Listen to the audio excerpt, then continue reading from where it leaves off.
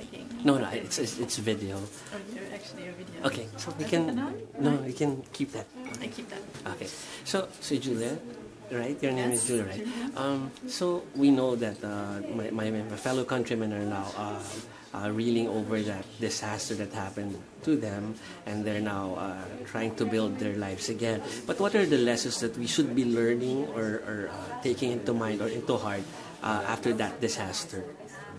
I think that we should work much more on disaster preparations, starting with schools and communities. That's a work UNESCO is very much leading. We are trying to introduce education programs in schools, but also work with communities to adapt to what was in the case of Typhoon Haiyan. I think it's quite obvious, adapt to the devastating effects climate change can have.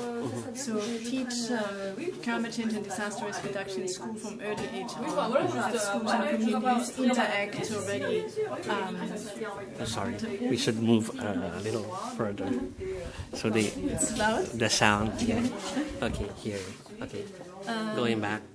Yes, have schools and communities map the risks of their schools and of their communities and try to prevent a disaster, because a disaster we define the typhoon, let's say, itself is not considered to be a disaster. The typhoon becomes a disaster if it hits an unprepared or vulnerable population. Also, I have to say that in the Philippines, I think you're very much used to typhoons. You know how to prepare for them. You probably have a lot of building codes in place already, but I think the strength of this typhoon could not be estimated. And they were saying that even if you're prepared, but the magnitude and the strength of that typhoon is really it was a super typhoon. It was the strongest typhoon ever witnessed. So where do we go from there? If we were victimized by that phenomenon, how do we build back our lives after that? Especially the children who are in school that are displaced because of what happened. You know, we work mainly with education systems, and we realize that it is extremely important, even if the priorities seem to be others. Of course, food and water has to be brought back to those communities, lives have to be saved, people are injured, homes have to be built. But it is very important to build back schools as soon as possible. That sort of gives psychological reassurance to children. They have a place to go. They can more easily cope with the traumas that have been faced. It is a reassurance for the parents also that life comes back to normal. Yes. So I think that's definitely should be given priority as much as all the other issues as well. You had this video presentation a while ago, and what struck me was the idea that the school buildings that should be built should withstand testy weather or not so good weather, because that should be the shelter, especially for children. That's right. Yes, we very much promote not only teaching on disasters in schools, but looking at school infrastructure, campuses and disaster school locations already, starting with location to evaluate whether the location is disaster safe.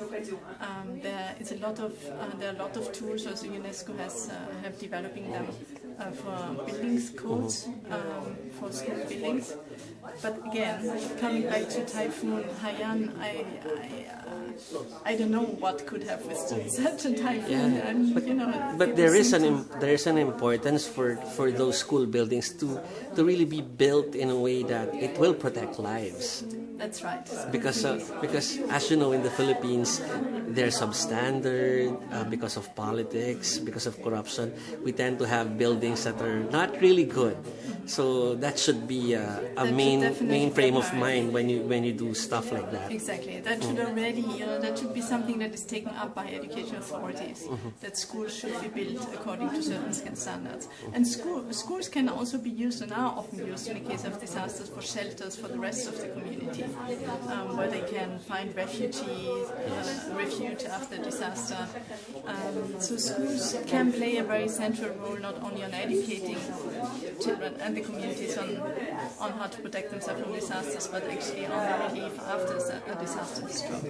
But I would like to make one point. Yes. Again, looking at Haiyan, which you know, whether any preparation work that has to be evaluated now. But as the typhoon was so strong, the question is what kind of preparations can be taken for a similar event. And I think we have to actually look at the very origin of such an event. And as hesitant as these evaluations have been made, or as much as science still has to evaluate what are the causes of fire, climate change certainly played a role in that. And I think we have to work also in education on mitigating climate change, and that is something that not only the Philippines have to do, but the rest of the world. So cutting CO2, changing our lifestyles and consumption patterns, and contributing to a lower rise of average temperatures is certainly a kind of education work that is very important as well. Thank you very much. Thank you.